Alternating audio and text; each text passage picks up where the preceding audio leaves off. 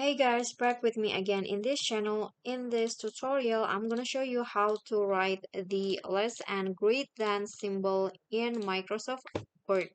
So here I've already opened my Microsoft Word, and if you want to type in the less and greater than symbol, you can just easily find it on symbol. So you can just go to insert and here find symbol, click on that and click on more symbols, and then after that here at the subset you just need to click on the drop down and find the math operators. So this one's right here, mathematical operators, and here you'll find there is the less than and also the greater than symbols, and you can just click on one of them and click on insert, and here click on the other one and click on insert again.